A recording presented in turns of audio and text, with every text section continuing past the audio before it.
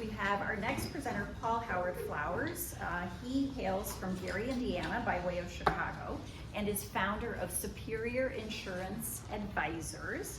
He's here to share a story of where the state of the U.S. healthcare system is today and where it is going. So I want to hear more, don't you? Let's welcome Paul. Thank you so much. I'm used to saying Madam Toastmaster for the sake of being in front of Toastmasters group. So shameless plug, toastmasters.org. If you want to get up here with no fear. Thank you so much again from the Small Business Development Center to Purdue to, of course, 1 million cups. Again, like stated, my name is Paul, like the saint. Last name is Flowers, like the plants with an S. And yes, I've been saying that for a decade and I can't stop. All right. So I'm here to share a little bit of a story today. And first, prior to getting started, because we're in this 1 million cups setting, I'd love for everybody to take out their cell phones, right? Everybody who's got a phone with a camera on it, just take it out. It'll take you less than 15 seconds. This is so that we can actually stay connected, right? Because everybody says, well, let's connect, let's connect, let's connect. Well, this is the easiest way to do it. Most of us have LinkedIn profiles. This will take you directly to my LinkedIn profile, where my media campaign will be launching in early April. Enough about me. I've got a whole team of folks behind me. And needless to say, the NextGen Benefits Advisors Mastermind Group, again, this is my A team that works with and supports Superior Insurance Advisors and having these kinds of conversations across the country. There's just under 40 of us. So again, I come with a large network of individuals, not just here in the Northwest Indiana space, Illinois, Midwest, but nationwide. We're solving these problems for employers of anywhere from 5 to 500 and well into the thousands. So what's the problem? Before I start on the problem, who likes spending money on health insurance? I never get a hand for that. Never, not once, right? Who has noticed that healthcare expenses have continuously gone up over the years? I usually get 100% hands for that one. Well, it's not a secret, ladies and gentlemen, that the costs of healthcare are increasing year after year after year. In fact, they've tripled as a country, right? So now we're into the trillions, and that's trillions with a T, like the market cap of Apple, right? It just keeps getting bigger. Now, what does that actually mean in dollars and cents? Well, for many of you who are employers in the room and or have been employees at some point, that means your healthcare costs are going up. So they're going up not just a little bit, right? They're going up a lot of bit, and it's seemingly in a very small amount of time. From 1999 to 2023, that's 24 years. Who's been out of high school for at least 20 years, right? A lot of us have been out of high school that long. And in just that amount of time, the second largest expense for employers has quadrupled, right? In a really, really small amount of time. Now, Tylenol doesn't cost that much, okay? But for whatever reason, inside of hospitals and pharmacy plans, it can be anywhere from 300 to 3,000% markup when we actually have these medicines provided to us through our medical plan. Even the diagnoses that we receive. I'm going to let this sit for a second. 1 in 20? Anybody ever heard of somebody with a misdiagnosis? Oh, and them hands shot right up, right? So this is a real thing that happens. But unfortunately, without the proper education for our C-suite professionals, typically, again, we're having this conversation with CEOs, CFOs, and CHROs. That's Chief Executive Officer, Chief Financial Officer, and Chief Human Resources Officer, without having these intelligent conversations where we're doing it together, meaning not just a silo of HR. This isn't just an HR thing. It's a company-wide issue, again, because it's impacting every person in the company, especially the bottom line. So what's the issue, right? Most companies are on what's called a fully insured plan. Now, I know many of you didn't come here planning to get an education about health insurance, so I want to make this really, really simple. Fully insured, bundled plans, it has a bunch of stuff that's all put together in kind of like a black box. And I'm actually going to go through that black box in just a little bit. Main point to note is that it's 100% cash in and no cash out. There are very small amounts of claims that come out, and usually the quality of care tends to be a little bit less, as opposed to employers shifting over to what's called a self-funded model. And again, employers can do this whether they're as small as 5 or 10, or of course well into the thousands. There is no you're too small for self-funded like the actual mantra has been, and I'll talk about who promotes that mantra in just a second. But this can be done and have significant amounts of savings, anywhere from 20 to 30% first year to well into the 40% range. This is what that progression looks like. So again, most employers start, oh, the laser does not work on screen. Most employers start in that fully insured space with what's called a BUCA plan design. BUCA is the acronym that we use internally. It's a little bit of jargon, but it just stands for Blue Cross, United, Cigna, and Aetna. Has anybody heard of those companies before? Has anybody seen their stock prices recently? Right? They're going the other way, right? So here the cost is going down, but those stock prices are going up, up, up. Namely because they're responsible not necessarily for increased quality of healthcare and increased quality of outcomes for health services, but they're responsible to their shareholders for increased, what's that word that starts with a P? Close. Profit. Exactly. Increased profit, right? And again, no offense if you guys love your carriers. I'm just here to give a little bit of the truth today, if that's okay. So we're going to actually unveil what's inside of this black box, where you see a lot of dollars going in, but just a few of them coming out. So many people don't know that it's actually made up of a bunch of little things. So every Blue Cross, United, Cigna, Aetna plan has a bunch of little things in them. We'll go through those things, again, relatively briefly for the sake of time. We've got a third-party administrator. And that's your ARCs, Maritains, UMRs. They're all owned by the BUCAs, by the way. Your pharmacy benefit managers, CVS, Express Scripts, Optums, again, owned by the BUCAs, by the way. Medical management company, stop-loss reinsurance, which is just a fancy way of saying that somebody pays for really, really big claims, right? When it gets really big, they pass the risk over. You have your provider network, which is any of the, again, Blue Cross, United, Cigna, Aetnas. Any of the carriers have their own contracted network. And then last but not least, you've got your program manager. So these are the Aons, the Brown & Browns, the USIs, and the Gallaghers, companies of which I've known very well. Some of them I've had the unfortunate, it was a fortunate learning experience. But once I learned what was going on the inside, I could no longer work corporately with said companies. And again, you've connected with me on LinkedIn, so you can see the Dun & Bradstreet there. Now, the difference in the traditional fully insured plan and what our organization provides, which are NextGen health plans, is that we have an unbundled third-party administrator. So what that means is that the employer actually gets the ability to choose.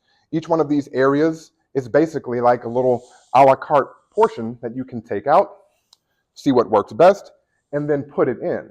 Again, with the goal of increasing savings, decreasing cost, and overall increasing the quality of care. We use transparent and pass-through pharmacy benefit managers. So these aren't people that have the contracts that pay additional dollars to the program managers down here for every prescription. They are actively working on providing the lowest possible cost for every single prescription that a person uses. Again, Tylenol shouldn't cost $264 a pill. It's 12 cents, okay? 12 cents. Medical management, medical utilization management, specifically companies like AIM, are there to actually provide guidance in where you should go to get not just the care, but the quality of care that's going to keep the rates low for you to actually be readmitted into the hospital or have to go back and see that doctor. Stop-loss reinsurance, again, we've got contracts with tons of reinsurance providers. They're actually simply looking at the overall plan, how it's put together, and they provide much better rates than traditional. Provider repricing mechanisms, again, we don't want to go down the rabbit hole because it's not that type of discussion per se, but just note that a doctor's visit or an MRI, let's say, that's $3,000 can actually be done for $90 bucks, okay? And this is what we pay for on a regular and consistent basis. And as opposed to having those big national carriers whose job it is to help promote back-end bonuses and increase profits for their companies, we only work directly for the patient. So by wrapping around a communication strategy, which is entirely essential, having a plan sponsor, meaning an employer that truly understands and values this process, and the NextGen benefits advisor that again supports and puts this all together, we have a patient-centered focus that is second to none. So it's not about the profits, it's about the person. And with that, a couple of quick slides that are just showing case studies of thousands of dollars saved per employee per month, which adds up to millions of dollars saved per year for our clients. And again, this is in every industry all across the country. With that, ladies and gentlemen, I want to say thank you. Again, I'll put a different QR code up here. This is a different QR code. So if you actually want to connect with me outside of LinkedIn, this has more information on Trustpilot reviews, kind of a brag folder that's up there so you can see some of the work that I've done in the last decade or so, as well as ways to directly book meetings on my calendar.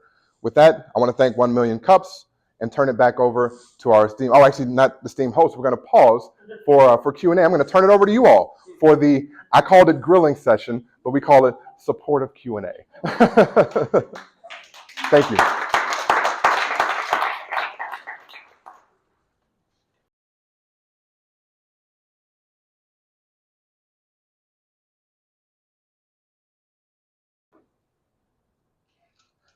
I can hear an ant pass gas right now. It's that quiet. Ladies and gentlemen, I'm not that good. I know there are questions. First of all, I commend you for talking about, sorry, I have to leave for a moment, but talking about, we run into our biggest hurdle head against the wall with what we do is problems with insurance, covering rehabilitative care. So I commend you for that, and we will definitely be connecting with you with our organization, because it's just an area nobody wants to deal with messy in the insurance world. So thank you. You're very welcome. I'm Yes. on the same page as her. This is absolutely probably amazing. This is the best insurance presentation I've ever listened to, because I'm not ashamed to say I have state insurance, because every job insurance I've ever been offered is way too expensive. So I have state insurance, and that doesn't pay for very much. And listening to this is just like, wow, I'm so glad that somebody's talking about this. Thank you. Thank you.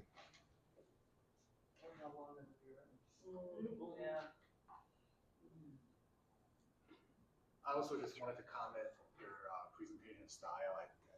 We could tell that you're definitely professional at doing this. Toastmasters. I don't take any credit for it. That was so polished, confident, and allowing us to understand what you're presenting, but also feel, intellectually, but also emotionally understanding the problems that you're describing. Beautiful. Thank you. I do have a question that I'll pose. Does everyone have a slightly better understanding of how employer health care works at this point? Okay, then my job is actually done. Because that really is the goal. I come from a background of education, just a little bit more about myself. And I learned in doing direct-to-consumer health insurance that, honestly, I don't have the right to ask for your business unless you know what you're buying. And quite frankly, when I made that move to corporate employee benefits, I found that there was very little true education about the options that are available to the employer, as opposed to the steering to a particular plan, again, because of back-end bonuses, pharmacy bonuses, collective body bonuses, meaning the more bodies on the plan, the better your bonus is. Not what's best for the company, not what's best for the employee, but what's best for the broker and the carrier behind them. And once I saw that, I realized that I don't do business that way. So again, my tenure there was very short-lived, which again, check me out on LinkedIn. But it was for those exact reasons when I sat in the back room and I realized that a specific carrier, whom shall remain nameless for now, was brought in their entire book of business that this large company I worked with had with them. And when they went down the list of, okay, this company has this percent renewal, we all know what renewals are, right? The price goes up every year, basically, is what that means. This company has this percent, this percent, this percent, this percent. And they said, well, they did really well financially. They can take a few more percent increase. Oh, this company said that if they have any more increase, they're going to go to another carrier. So we need to actually decrease them a few points. What I learned in that meeting is it had nothing to do with the health of the employees at all. At all. And it's a game. It's a game that a lot of people will not talk about and, quite frankly, are afraid to talk about. So I'm going to reference one more story, and then again, I'll turn it back over, or I'll escort myself off. I had the pleasure of doing a sales conference on January 23rd of this year with NextGen Benefit Advisors, where a gentleman by the name of Terry Shook was on the panel with me. And myself, Terry, Allison, and Rachel, we had a very enlightening conversation for the audience, but Terry's history was so much more impressive than mine, quite frankly, because he had 20 years as an insider with Blue Cross Blue Shield, a company that I'm pretty sure we've all heard of. Well, the story that I'll share with you, again, really brief, is that Terry told me that he had the power to increase or decrease renewals as he saw fit. So while he sat with one of his companies, one of his carrier reps, but one of the companies that they did business with, he gave them a 20% decrease that next year. Premiums here, we're bringing it down 20% the next year, where it usually goes up because of the cost of doing business. He brought it down 20%. And I'll give all the dollars in my non-existent pocket if somebody can guess why. Close. He liked their beer. So if you want to know how decisions are made with large national brokerages and carrier reps for, again, BUCA companies, I'm here not to bash them, because for some people, for some companies, those are very much needed plans. But there's an ugly truth out there that somebody's got to talk about, and I'm not afraid to. So, yes? Well, so you have the patient in the middle, and then you have all the services around. Yes. Large company, insurance company has the bundle black box thing. How do you, and you said they're all run by the same people, so how do you negotiate these individual services? Gotcha. So we find companies that are not these companies. Okay. Right? So CVS, I look at the pharmacy benefits specifically, that's 30-40% of the healthcare spend as it comes to actual costs and claims. CVS, Express Scripts, and Optum are owned by United Healthcare, Aetna, and Blue Cross. Right? And there are a ton, and when I say a ton, there are a ton of actual transparent, what's called pass-through pharmacy benefit managers in the marketplace. So instead of the profits being kicked back to another area of the company, or the profits being kicked to the broker, they remove that and say, here's the cost of the medicine, here's our slight margin, which you can see in plain English, black and white, and this is what the employee actually pays when they go and get a medication. So, and then the next question would be, okay, so you find this unbundled, basically. Yeah, unbundled program. However, you know how people are, oh, you know, it's Blue Cross or this and that. Who's this company? I don't trust them. They're, you know. So how do you talk somebody through that? A couple of ways. One is that, let me get to that last slide of there we go. We talk facts, we talk figures, we talk dollars. So it's pretty tough to deny that over the last decade, my partners and I have had these type of results. Right? We've got more references than you can shake a stick at from CEOs, CFOs, and CHROs around the country. So we simply let the peers do the talking. Right? We have an educated discussion to educate you first, but if you need somebody that's more like you, there's no problem opening up the Rolodex, finding that person that can have that conversation, and they'll, again, get you any other insights you need on how well the program runs for their company.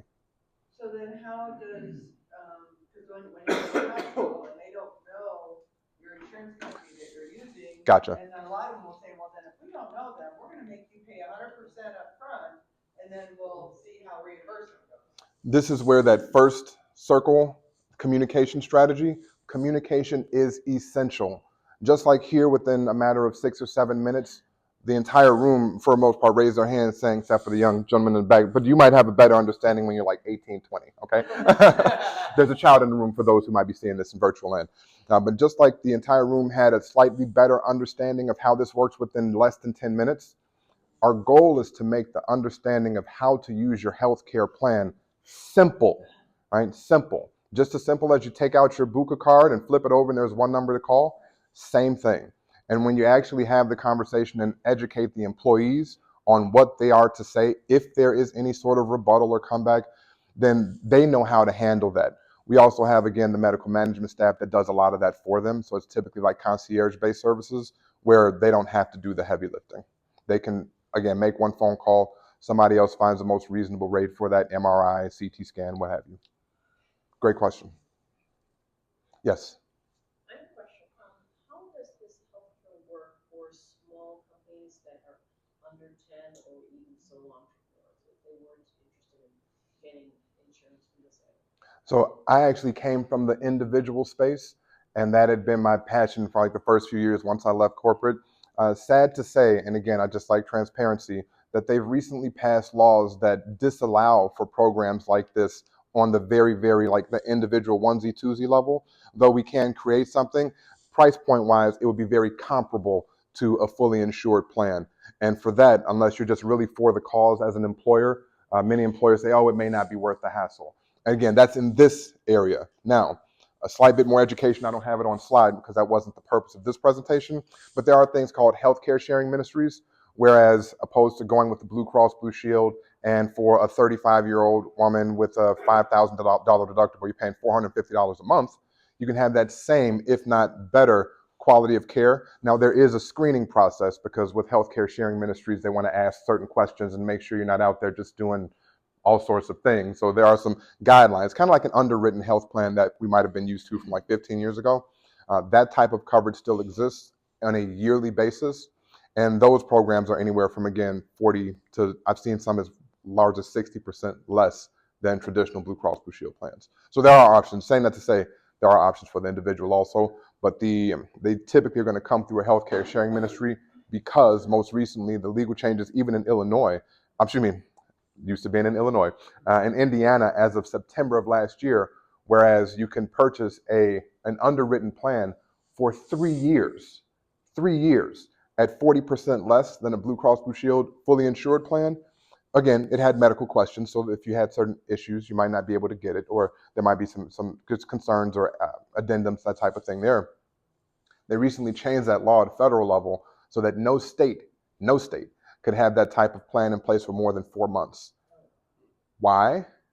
Because it supports I'm not going to go all the way back, but it supports the BUCAs, right? So you got people that lobby, you got large companies that lobby for the sake that, hey, we don't want people to have these underwritten plans because it takes away from our book of business. So unfortunate nature of politics in that regard. Yes? I've been involved, I have my own business for many, many years, and for the last 4 years, I've spent $40,000 a year for medical insurance for me and my wife and my child. For 3 people? 3 people. And my wife has insulin-dependent diabetes, and so that was all the costs. So for pre-existing conditions, your plan really doesn't work for small businesses, right? Depending. Even medical sharing, obviously, they exclude those for 2-3 years. Usually. For small businesses that have, ongoing conditions. So first thing I would ask is the age of your wife. Over 65 or under? Well, if she's at 65, we wouldn't have this discussion. Okay. For under 65? Obviously, that's a major concern for a lot of small businesses. Absolutely. Come in contact with, they want to start their own business, but they have to be tethered to a company so they can have health insurance to cover those pre-existing conditions. So Absolutely. Obamacare is good, but it's very expensive too. Right. It's not unusual for, when I looked at policies there were a couple $1,000s a month too. So Easily. So it's kind of a. So in instances like that, we have had clients that have had certain pre-existing conditions, and with that, we work on the medical utilization aspect in order to actually either A, help improve the condition within a shorter duration of time, B, find better doctors that can actually better manage. And I'm not saying that your doctor's not, so no disrespect to the physician, but again, you see Google scores in the front, and then you have things like Quantrix in the back that can actually show you the actual quality rating of certain physicians. Again, these are things that the general public will never see.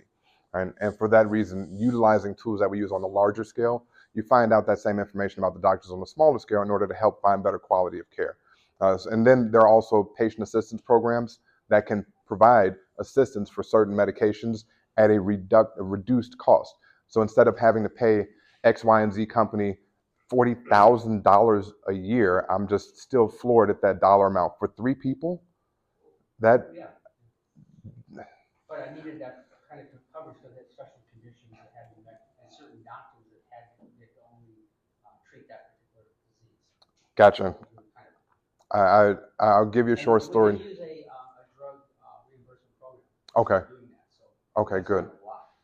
When you have somebody to advocate for you, I'll just wrap it up because I see we're getting ready to get the hook, right?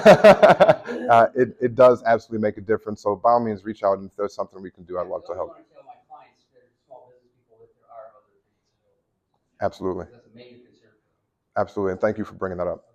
I know you see it's closing up. Yeah, I was going to say what? No, we did question. Just the final question is what I'm going to do. What is something the One Way Cups community can do for you? Absolutely. Share, and keep sharing.